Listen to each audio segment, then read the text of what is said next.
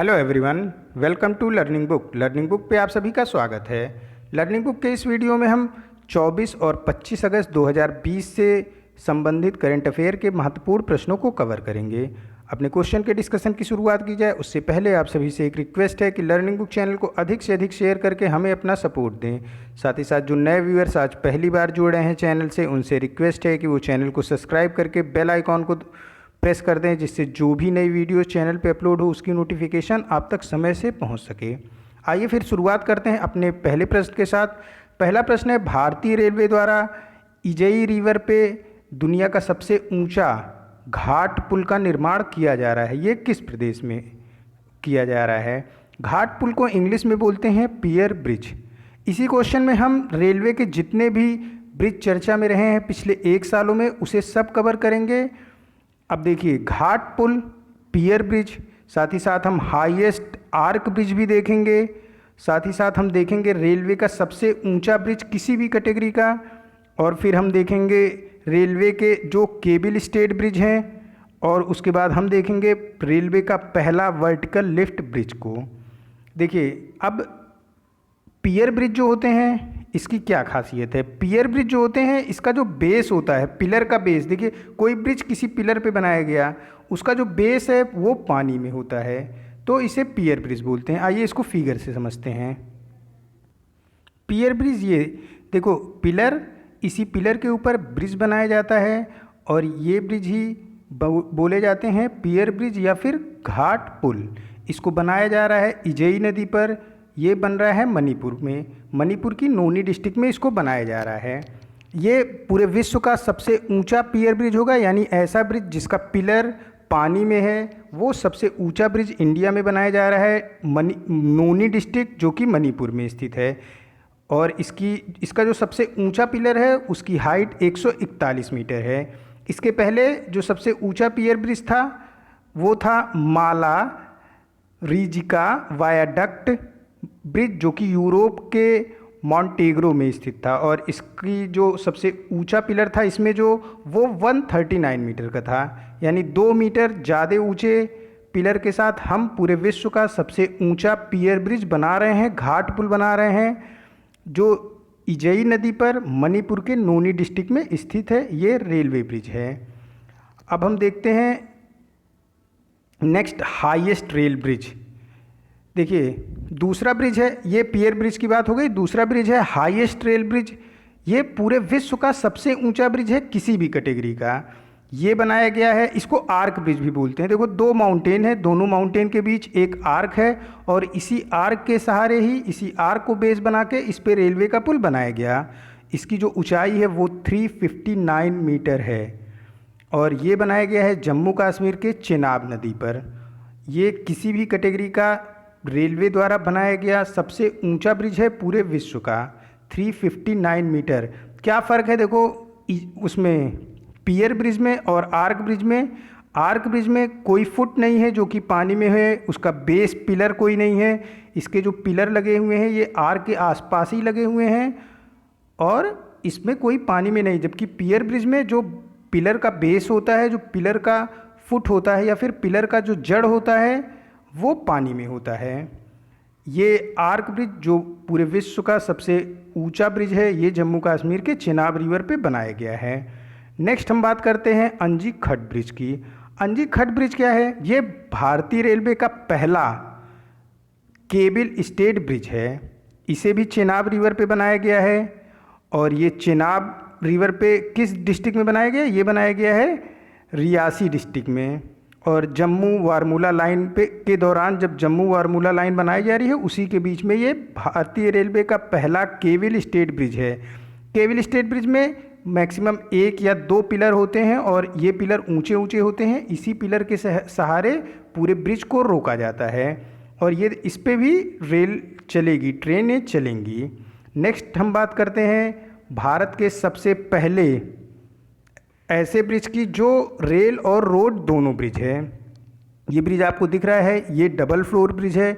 इसमें नीचे ट्रेन चलेगी और ऊपर आपको देखो वो ट्रैफिक लाइट दिख रही है, ऊपर से जो है गाड़ियाँ चलेंगी, व्हीकल चलेंगी, कार चलेंगी और नीचे इसके ट्रेन चलेगी। ये बोगीबील ब्रिज है, ये भारत का सबसे लंबा रेल रोड ब्रिज है जिसमें नीचे ट्रेन और ऊपर रोड है। ये ब्रह्मपुत्रा नदी पे बनाया गया है। ये अरुणाचलपुर के धीमाजी डिस्ट्रिक्ट में स्थित है।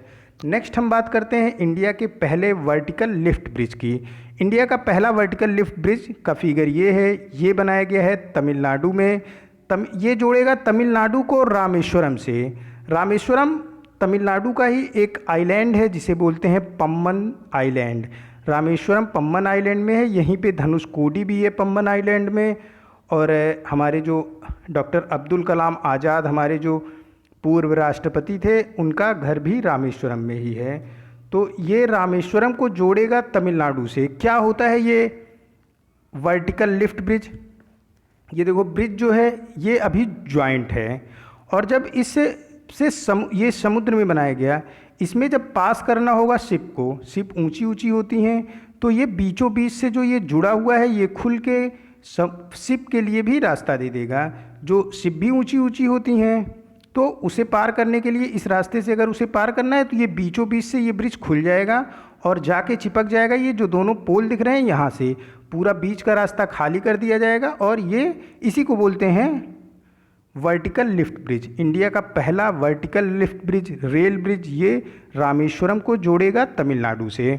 अगर हम सिर्फ बात करें सबसे लंबे ब्रिज की पूरे इंडिया में, अभी तक तो ये जितने ब्रिज की बात हुई, इजई रिवर पे टालेस्ट पियर ब्रिज या फिर हाईएस्ट रेल ब्रिज किसी भी कैटेगरी का, या फिर आर्क ब्रिज, या फिर अंजी खट ब्रिज जो पहला केविल स्टेट ब्रिज है, और या फिर बात करते हैं बोगीबील की जो कि देश का पहला सबसे लंबा रेल और रोड ब्रिज है, या फिर हम बात करें वर्टिकल लिफ्ट ब्रिज की। ये सब रेलवे के ब्रिज थे।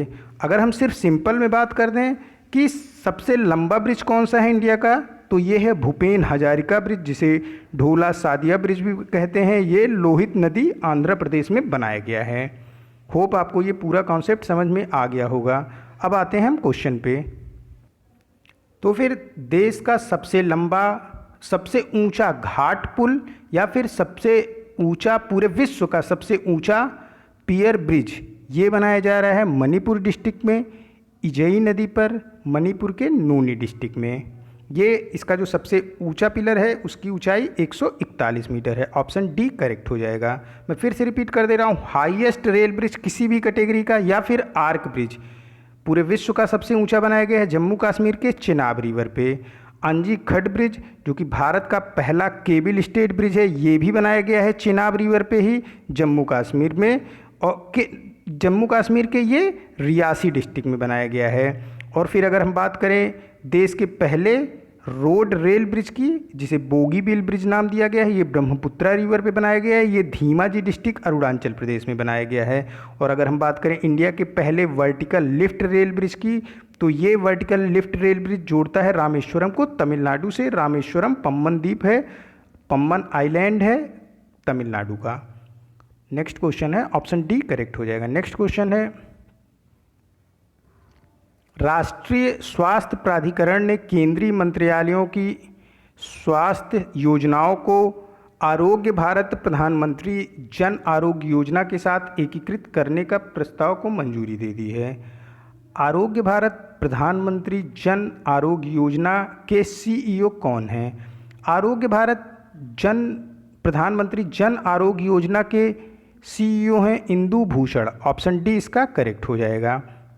आरोग्य भारत योजना 23 सितंबर 2018 को ये लॉन्च किया था हमारे प्रधानमंत्री नरेंद्र मोदी ने रांची झारखंड से।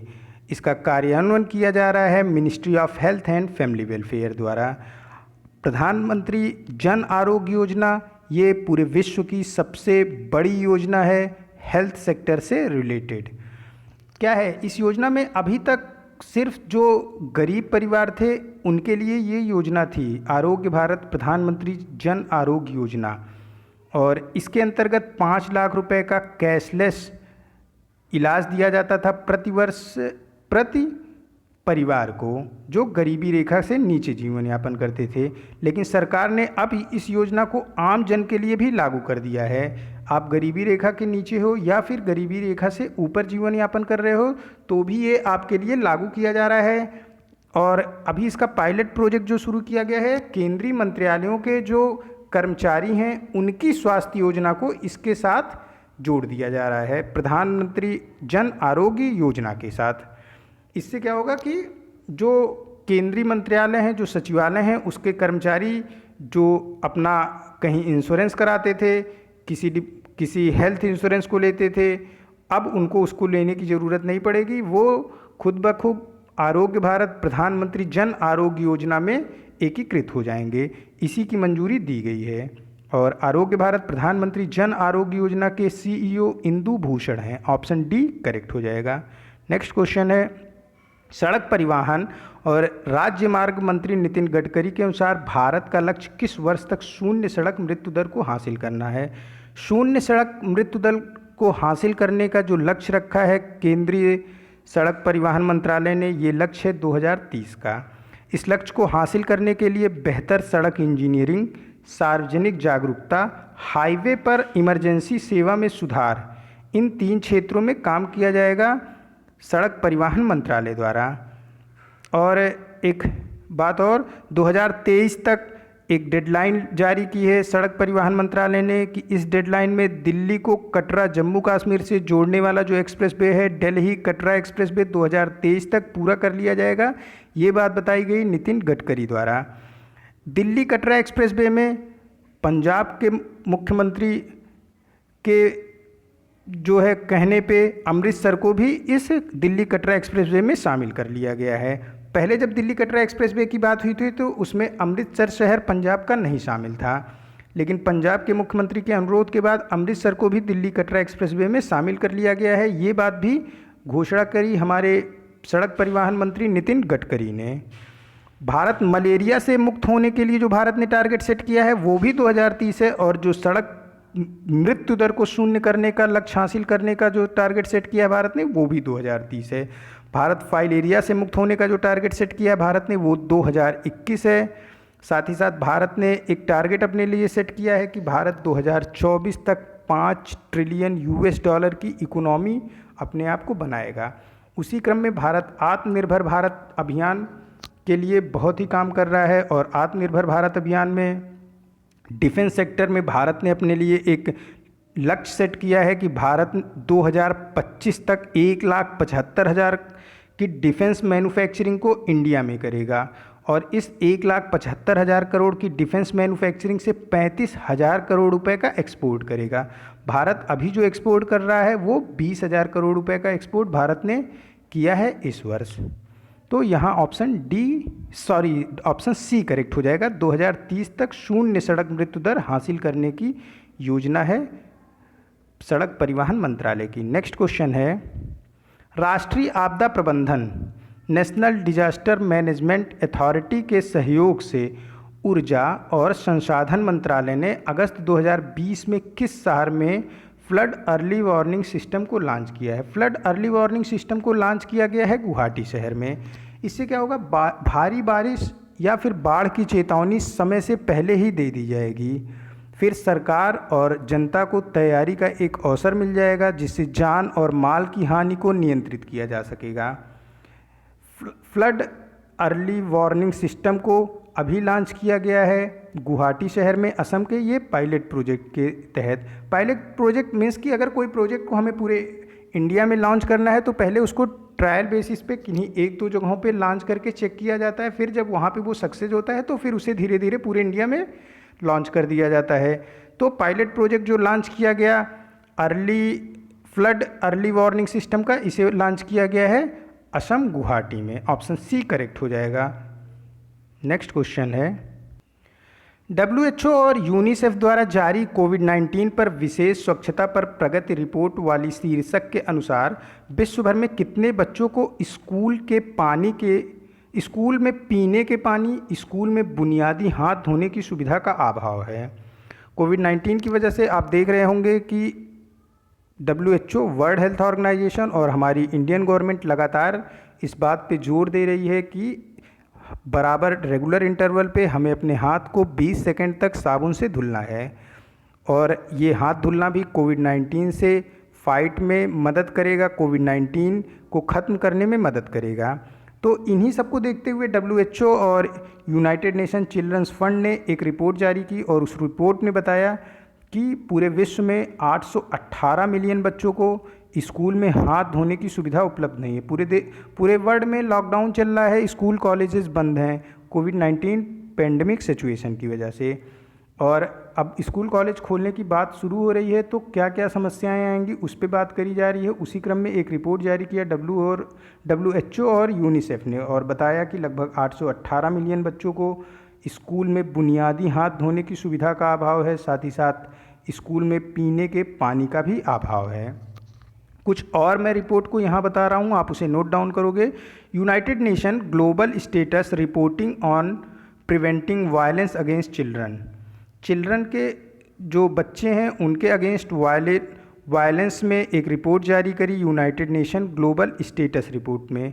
और इसमें यूनाइटेड नेशन ने बताया कि पूरे विश्व में 1 मिलियन बच्चे प्रत्येक वर्ष शिकार होते हैं वायलेंस का। ये वायलेंस शारीरिक हो सकता है, मानसिक हो सकता है। वायलेंस में शोषण होता है, मतलब कि 1 बिलियन बच्चे पूरे वर्ष, प्रत्येक वर्ष 1 बिलियन, मिलियन नहीं बिलियन बच्चे पूरे विश्व में शोषण का शिकार होते हैं। ये मानसिक शोषण हो सकता है, शारीरिक शोषण हो सकता है या फिर यौन शोषण भी बच्चों का हो सकता है। 1 बिलियन बच्चे पूरे विश्व में प्रत्येक वर्ष देश की अक्षमता के कारण शोषण का शिकार होते हैं। ये वर्डिंग है United Nation global status reporting on preventing violence against children की।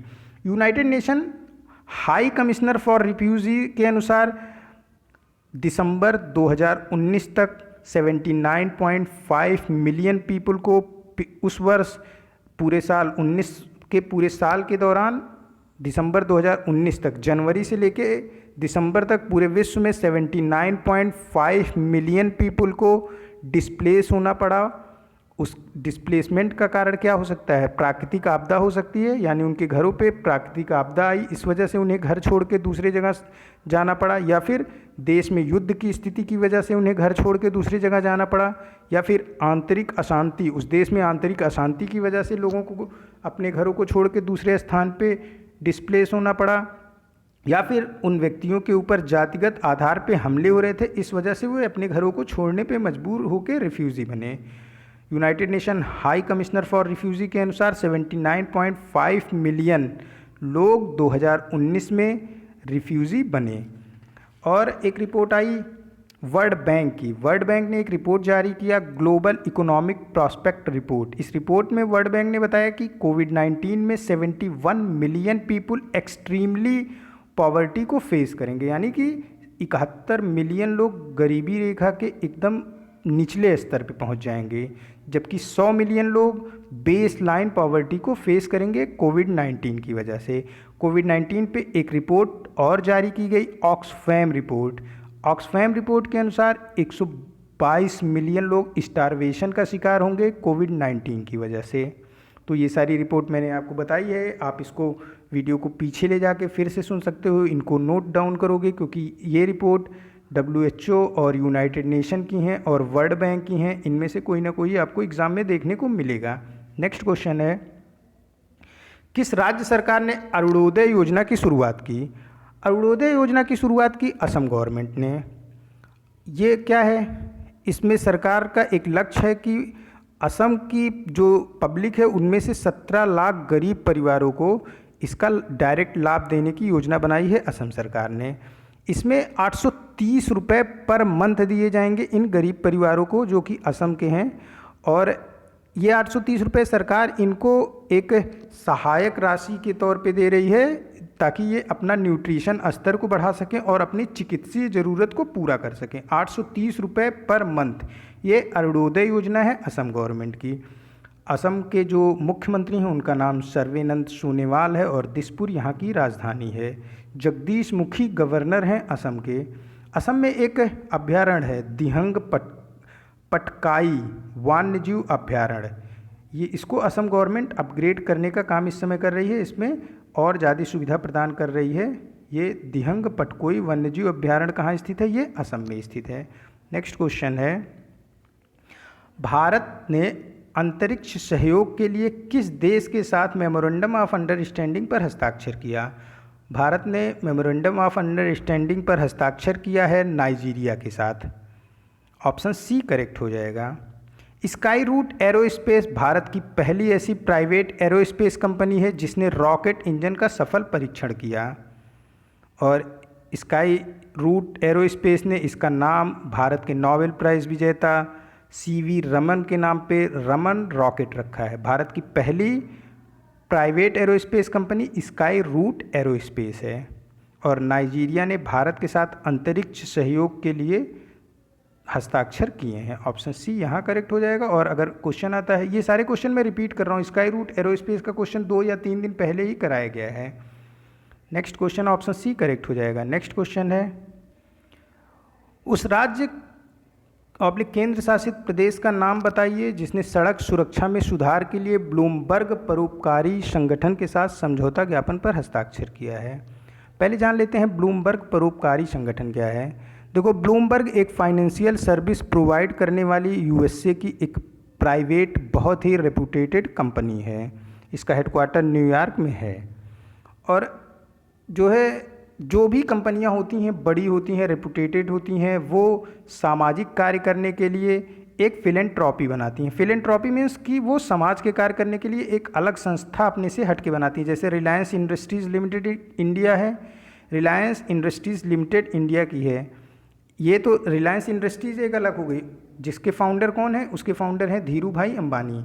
लेकिन एक रिलायंस फाउंडेशन भी है जो कि गरीबों की मदद करने का काम, कहीं जो रिमोट एरिया है वहाँ पे रोड बनाने का काम, ये सारे काम वो परोपकार के रूप में करते हैं। तो वैसे ही ब्लूमबर्ग की भी एक परोपकारी संगठन है।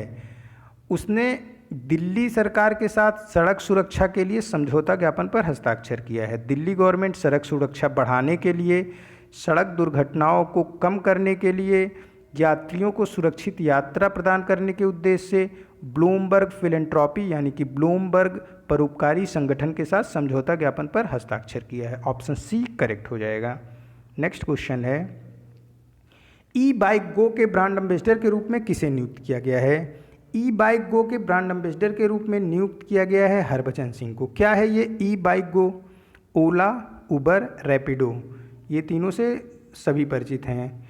किसी को अगर कार हायर करनी है तो अपने मोबाइल फ़ोन से ऐप के जरिए कार को बुला लेता है, उससे अपने सफ़र को आगे जारी रखता है। अपने सफ़र करते हैं लोग, एक स्थान से दूसरे स्थान मोबाइल ऐप के थ्रू जाते हैं। इसी तरीके से पंजाब में अमृतसर के लिए ई बाइक गो एक मोबिलिटी स्टार्टअप को स्टार्ट किया गया है, और इसका ब्रांड एम्बेसडर नियुक्त किया गया है हरभजन सिंह को।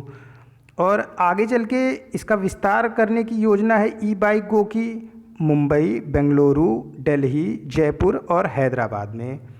और एक योजना और बनाई है ई बाइक गो ने, जिसके ब्रांड एम्बेसडर हरभजन सिंह हैं। उसने ये योजना बनाई है कि रोड पे जितने टू व्हीलर होंगे, क्योंकि ये बाइक गो है, जैसे रैपिडो है वैसे सेम ये है, जो कि अभी अमृतसर में शुरू किया गया है, ठीक उस रैपिडो की तरह है। तो 10% टू व्हीलर जो पूरे अमृतसर में 10% टू व्हीलर जो इलेक्ट्रॉनिक होंगे, इलेक्ट्रॉनिक व्हीकल होंगे, वो रैपिडो के होने चाहिए, ऐसी योजना बनाई है। यानी कि पर्यावरण के प्रति भी एक अपना लगाव दर्शाया है कि पूरे रोड पे जितने टू व्हीलर हैं उसमें से 10% रैपिडो के होंगे, ये भी बात 10% ई बाइक गो के होंगे, ये बात भी ई बाइक गो द्वारा बताई गई है। ई बाइक गो के ब्रांड एम्बेसडर हैं Harbhajan Singh. Option C correct हो जाएगा। नेक्स्ट क्वेश्चन है, आवास और शहरी मामलों के मंत्रालय द्वारा जारी की गई रैंकिंग के अनुसार कायाकल्प और शहरी परिवर्तन अमृत योजना के लिए अटल मिशन के कार्यान्वयन में कौन सा राज्य केंद्र शासित प्रदेश शीर्ष पर रहा? अमृत योजना में शीर्ष स्थान पर रहा ओडिशा, और इस योजना में दूसरे स्थान पर रहा चंडीगढ़, और तीसरे स्थान पर रहा तेलंगाना। क्या है ये अमृत योजना? इसकी शुरुआत 2015 में की गई थी। इसका फुल फॉर्म है Atal mission for rejuvenation and urban transformation. इस योजना के अंतर्गत जो अर्बन एरिया है उसमें वाटर सप्लाई, ग्रीनरी यानी कि प्लांटेशन, और रिडक्शन ऑफ पॉल्यूशन, पर्यावरण सुरक्षा, और जो पॉल्यूशन का स्तर है उसे शहर में कम करना अर्बन एरिया में। साथ ही साथ बेटर इंटरनेट फैसिलिटी पे काम किया जा रहा है। कुल मिला के ये मॉडर्न अर्बन एरिया को बनाने के लिए है, जिसमें ग्रीनरी हो, पॉल्यूशन ना हो, सबको बराबर पाइप्ड वाटर सप्लाई मिले, इंटरनेट कनेक्शन हो। यही अमृत योजना है। और जो भी सरकारें इस पे उचित कार्य करती हैं पूरे साल के दौरान, उन्हें इसके तहत जो है एक शीर्ष स्थान प्रदान किया जाता है। तो जो टॉप 3 हैं जिन्होंने इस मिशन में अच्छा कार्य किया है, वो उड़ीसा राज्य सबसे अच्छा कार्य किया, फिर चंडीगढ़ और फिर तेलंगाना है। भारत सरकार की एक और योजना है हाउस फॉर ऑल, सभी के लिए घर, जिसकी डेडलाइन 2022 है। नेक्स्ट क्वेश्चन है, रक्षा सार्वजनिक क्षेत्र के उपक्रमों और आयुध निर्माणी बोर्ड द्वारा कितने उत्पादों का विकास किया गया, जिसे राजनाथ सिंह द्वारा लॉन्च किया गया। ऑर्डिनेंस फैक्ट्री द्वारा कितने उत्पादों का विकास किया गया है हाल ही में, जिसे राजनाथ सिंह द्वारा लॉन्च किया गया। टोटल रक्षा उपकरण है 15, जिन्हें राजनाथ सिंह द्वारा लॉन्च किया गया, जो कि हमारे रक्षा मंत्री हैं। ऑप्शन डी करेक्ट है। रक्षा मंत्रालय द्वारा 7 से 14 अगस्त तक आत्मनिर्भर भारत अभियान चलाया गया। रक्षा सेक्टर में, डिफेंस सेक्टर में आत्मनिर्भर भारत अभियान डिफेंस सेक्टर में 7 से 14 अगस्त तक चलाया गया रक्षा मंत्रालय द्वारा। ऑर्डिनेंस फैक्ट्री बोर्ड, जिसके अधीन ये आयुध निर्माणी फैक्ट्रियां काम करती हैं, ऑर्डिनेंस फैक्ट्री बोर्ड, आयुध निर्माणी बोर्ड, इसका हेडक्वार्टर कलकत्ता में है और इसके चेयरमैन जो हैं उनका नाम हरि मोहन है। डिफेंस एक्सपो फरवरी 2020 में लगाया गया लखनऊ में, जिसका उद्घाटन हमारे प्रधानमंत्री नरेंद्र मोदी ने किया था।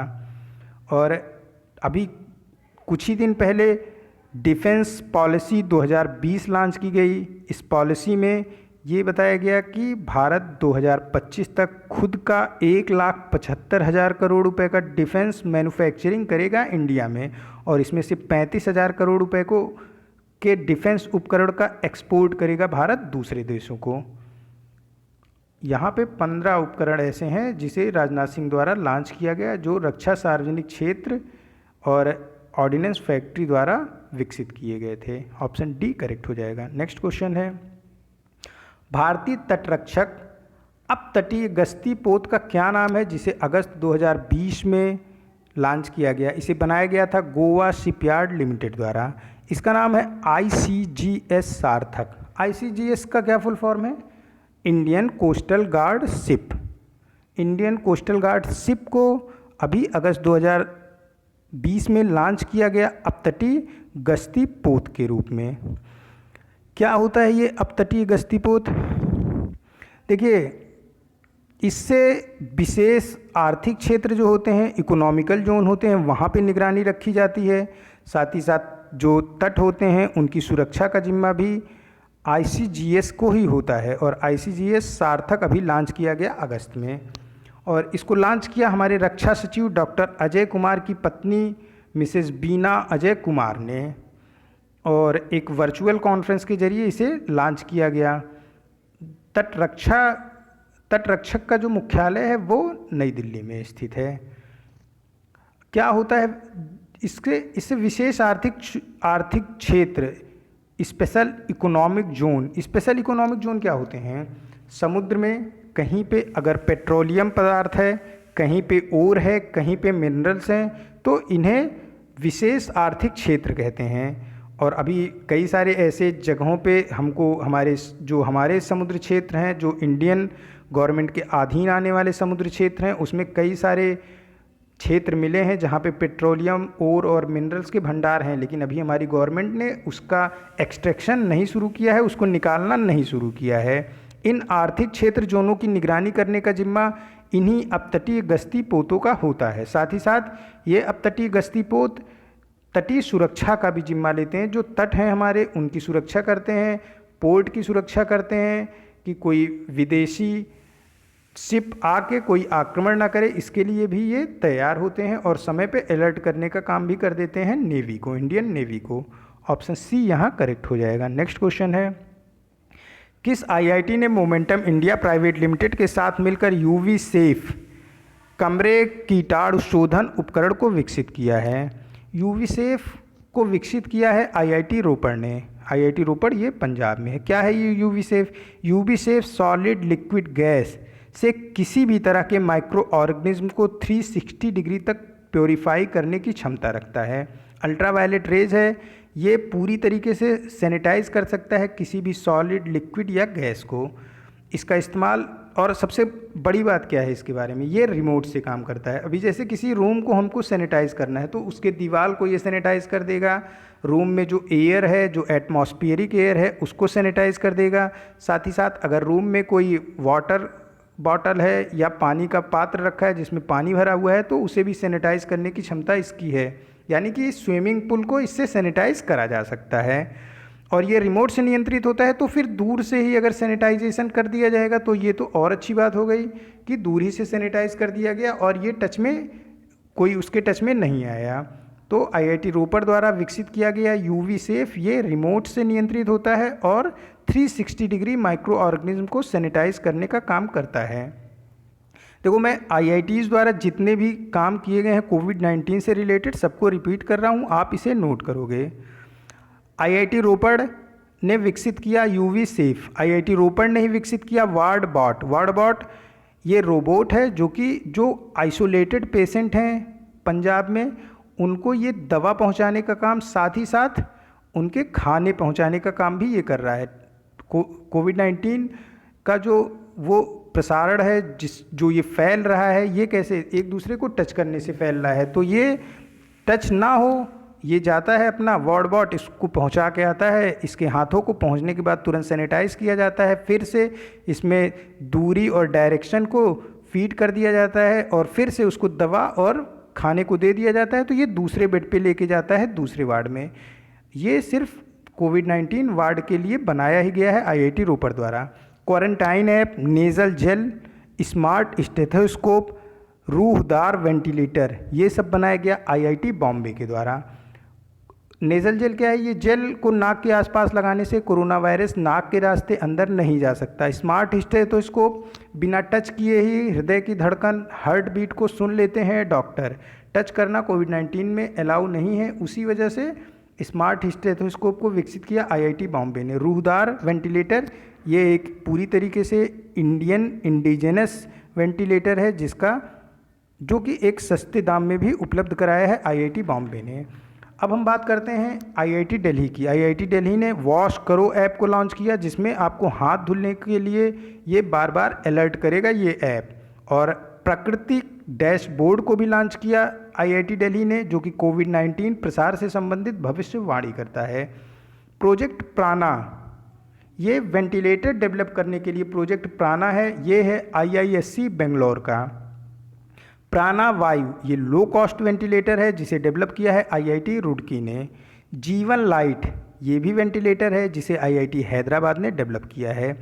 जीरो कॉव, जीरो ZEROCOV यानी कि कोविड-19, जीरो कॉव इसे डेवलप किया है एनआईटी कर्नाटका ने। जीरो कॉव क्या है? ये डिसइंफेक्टेंट चैम्बर है। इस चैम्बर में आप अपना वॉलेट, कॉइन्स, पेन, रिंग्स जो हाथों में पहनी जाती हैं, इन सबको रखोगे तो ये पूरी तरीके से उसको डिसइंफेक्टेंट कर देता है। तो यूवी सेफ किसने डेवलप किया? यूवी सेफ आईआईटी रोपड़ ने डेवलप किया। और मैंने आईआईटी के सारे काम बताए, आप वीडियो को पॉज करके पीछे जाके ये सारे काम नोट डाउन करोगे।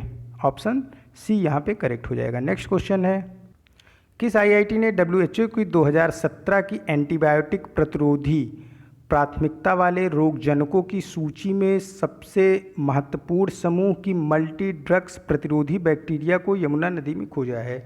2017 में WHO ने एक ऐसी बैक्टीरिया का पता लगाया था जो कई सारे ड्रग के लिए प्रतिरोधी क्षमता विकसित कर लिया था।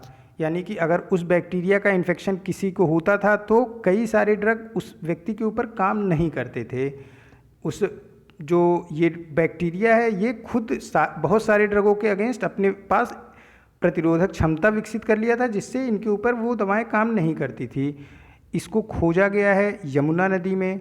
तो एक कॉमन सेंस लगा सकते हैं हम कि यमुना नदी आईआईटी दिल्ली ही होगा, क्योंकि ये दिल्ली के पास ही, अरे दिल्ली यमुना नदी के किनारे ही है, तो आईआईटी दिल्ली ने इसे किया। ये मैं इसलिए बताता हूँ कि कोई क्वेश्चन का आंसर ना याद आए तो आप कॉमन सेंस लगा के भी क्वेश्चन करने की कोशिश करते रहो, एक हैबिट डेवलप हो। तो कई बार क्वेश्चन ये सही होते हैं, ज़्यादातर बार क्वेश्चन सही होते हैं, कुछ बार गलत भी हो सकते हैं।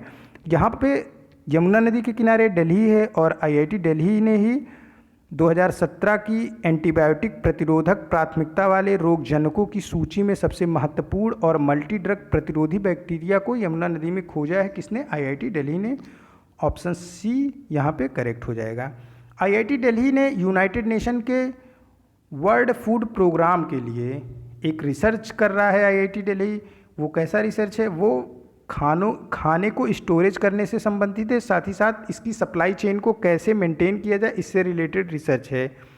मतलब कि किसी भी फूड आइटम को कैसे स्टोर किया जाए कि वो ज़्यादा दिनों तक चले, और इसकी सप्लाई कैसे की जाए कि सप्लाई के दौरान इसमें कम से कम हानि हो। ये United Nation World Food Programme के लिए ये रिसर्च कर रहा है आईआईटी दिल्ली।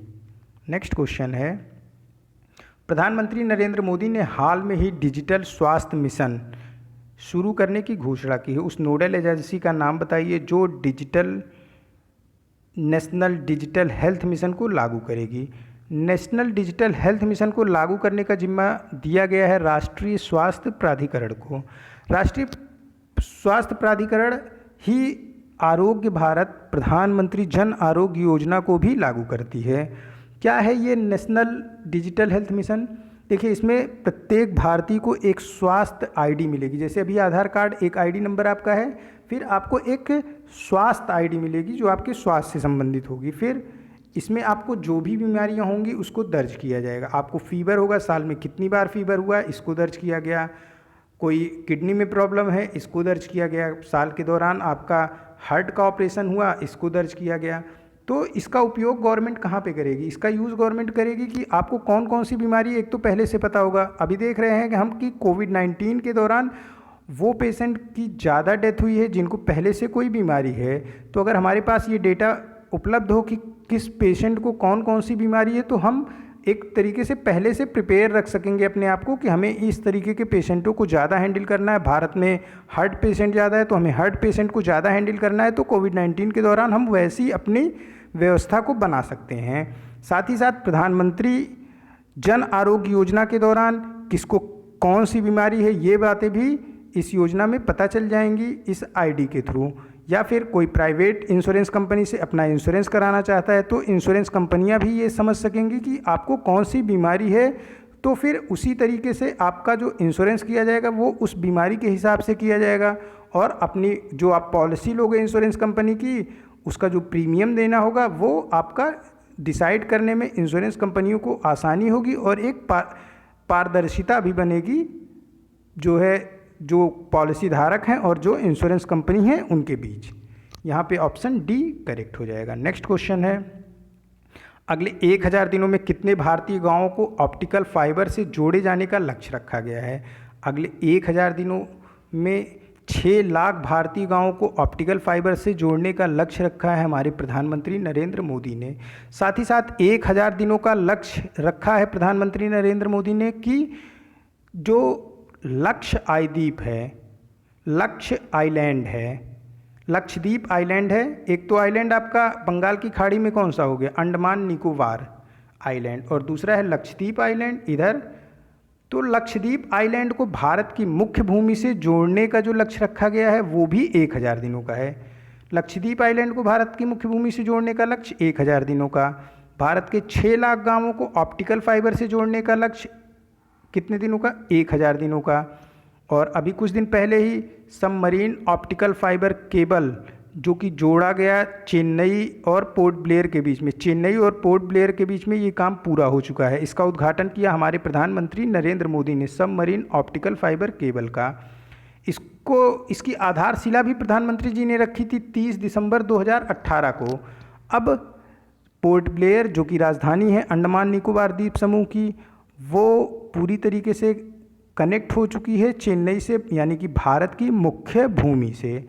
एयरटेल ऐसा पहला सर्विस प्रोवाइडर होगा जो कि पोर्ट ब्लेयर में 4G सर्विस प्रोवाइड कराएगा। सबमरीन ऑप्टिकल फाइबर केबल योजना, जिसने चेन्नई को पोर्ट ब्लेयर से जोड़ा, इस योजना का कार्यान्वयन किया था बीएसएनएल ने सबमरीन ऑप्टिकल फाइबर केबल परियोजना का क्रियान्वयन किया था। ऑप्शन यहाँ पे इस क्वेश्चन का ऑप्शन बी करेक्ट होगा, 6 लाख। नेक्स्ट क्वेश्चन है, प्रधानमंत्री मोदी ने किस जानवर के संरक्षण के लिए 10 साल लंबी परियोजना की घोषणा की है? 10 साल लंबी परियोजना की घोषणा करी गई है गंगा डॉल्फिन के लिए, और इसका जो कार्यान्वयन किया जाएगा, इसको जो धरातल पे उतारने का काम किया जाएगा, वो केंद्रीय पर्यावरण मंत्रालय का होगा। हमारे केंद्रीय पर्यावरण मंत्री प्रकाश जावड़ेकर हैं।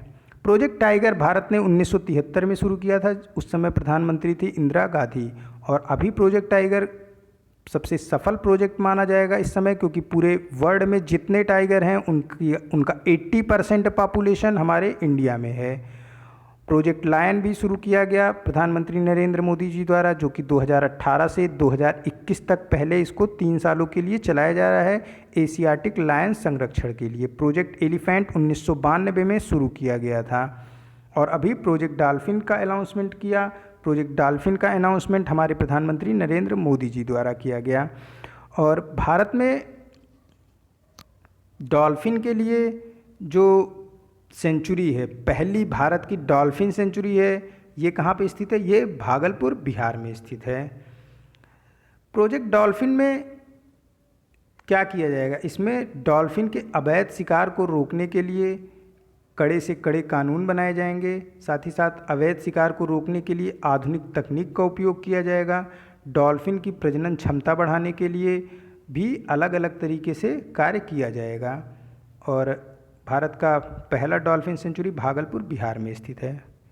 ऑप्शन ए करेक्ट हो जाएगा। 10 साल लंबी परियोजना किस जानवर के संरक्षण के लिए प्रधानमंत्री जी ने घोषित की? ये गंगा डॉल्फिन की है। नेक्स्ट क्वेश्चन है, मध्य प्रदेश में ग्वालियर चंबल एक्सप्रेस वे का नामकरण किसके नाम पर किया गया? मध्य प्रदेश में ग्वालियर चंबल एक्सप्रेस वे का नामकरण किया गया अटल बिहारी वाजपेयी के नाम पे। अटल बिहारी वाजपेयी भाजपा के पहले ऐसे सदस्य थे जो कि भाजपा से प्रधानमंत्री बने, और उन्हीं के नाम पे ग्वालियर चंबल एक्सप्रेस वे का नामकरण किया गया। ग्वालियर चंबल एक्सप्रेस वे मध्य प्रदेश और राजस्थान को चंबल से जोड़ेगा। ऑप्शन सी करेक्ट हो जाएगा। नेक्स्ट क्वेश्चन है, भारतीय रेलवे द्वारा किस राज्य केंद्र शासित प्रदेश में इजई नदी पर दुनिया का सबसे लंबा ऊंचा घाट पुल का निर्माण किया जा रहा है? ये पहला क्वेश्चन है, इसका जो है एक्सप्लेनेशन किया जा चुका है। ऑप्शन यहाँ पे मणिपुर करेक्ट हो जाएगा, डी। नेक्स्ट क्वेश्चन है, नशा मुक्ति भारत अभियान किस मंत्रालय द्वारा चलाया जा रहा है? नशा मुक्ति भारत अभियान चलाया जा रहा है ministry of social justice and empowerment द्वारा। हमारे ministry of social justice and empowerment हैं थावरचंद्र गहलोत। ये योजना 31 मार्च 2021 तक चलाई जाएगी, यानी अगले वर्ष 31 मार्च तक ये योजना चलाई जाएगी। इस योजना में नशे से होने वाले खतरे और नशे से होने वाले नुकसान के बारे में लोगों को जागरूक किया जाएगा, साथ ही साथ बताया जाएगा कि नशा कैसे ना सिर्फ आपको खुद को बर्बाद कर रहा है, बल्कि नशा करने वाले के घर परिवार को भी नशा बर्बाद कर देता है। इन्हीं सब के प्रति जागरूकता फैलाने के उद्देश्य से 31 मार्च 2021 तक सोशल जस्टिस एम्पावरमेंट मंत्रालय द्वारा एक अभियान चलाया गया है, नशा मुक्त भारत अभियान। ऑप्शन सी करेक्ट हो जाएगा। नेक्स्ट क्वेश्चन है, केंद्रीय मंत्री नितिन गडकरी ने हाल ही में किस प्रदेश में 13 नई राज्य परियोजनाओं की आधारशिला रखी? 13 नई परियोजनाओं की आधारशिला रखी नितिन गडकरी जी ने मणिपुर में। इससे मणिपुर की कनेक्टिविटी ना सिर्फ नॉर्थ ईस्ट स्टेट के और सारी स्टेटों से होगी, बल्कि इसकी कनेक्टिविटी रेस्ट ऑफ इंडिया से भी होगी मणिपुर की। और साथ ही साथ अगर रेस्ट ऑफ इंडिया से मणिपुर कनेक्ट हो रहा है तो नॉर्थ ईस्ट स्टेट के सारे राज्य भी रेस्ट ऑफ इंडिया से कनेक्ट होंगे। कुल 13 नई राजमार्ग परियोजनाओं की आधारशिला रखी गई है मणिपुर में। मणिपुर की राजधानी इम्फाल है, और बीरेन सिंह यहाँ के चीफ मिनिस्टर हैं, नजमा हेपतुल्ला गवर्नर हैं। ऑप्शन डी करेक्ट हो जाएगा। नेक्स्ट क्वेश्चन है, कोविड-19 चुनौतियों और जलवायु परिवर्तन से निपटने के लिए यूनाइटेड किंगडम सरकार द्वारा भारत में इनोवेशन चैलेंज फंड 2020 के लिए कितना पाउंड दिया गया? कुल 3 मिलियन पाउंड दिया गया यूनाइटेड किंगडम द्वारा इनोवेशन चैलेंज फंड 2020 में। इस फंड का उपयोग कोविड-19 सिचुएशन से निपटने के लिए, साथ ही साथ जलवायु परिवर्तन के लिए, साइंटिफिक रिसर्च में, एजुकेशन और इंडस्ट्री सेक्टर में किया जाएगा। यूनाइटेड किंगडम यानी इंग्लैंड की राजधानी लंदन है और बोरिस जॉनसन यहाँ के प्रधानमंत्री हैं। नेक्स्ट क्वेश्चन है, किस राज्य सरकार ने स्कूली छात्रों के लिए पढ़ाई तुम्हार पारा योजना की शुरुआत की है? देखो, पढ़ाई तुम्हार पारा योजना का मतलब हुआ पढ़ाई आपके मोहल्ले पे। ये योजना शुरू की है छत्तीसगढ़ सरकार ने। अगर इंटरनेट कनेक्शन किसी वजह से इंटरप्टेड है या फिर आपके पास इंटरनेट कनेक्शन नहीं है तो आप ब्लूटूथ के हेल्प से इस योजना की मदद से पढ़ाई कर सकते हो। हर मोहल्ले में एक रेंज में ब्लूटूथ की मदद से इस पढ़ाई को कराया जाएगा। इसके पहले पढ़ाई तुम्हार दुआर योजना की भी शुरुआत की थी छत्तीसगढ़ सरकार ने ही।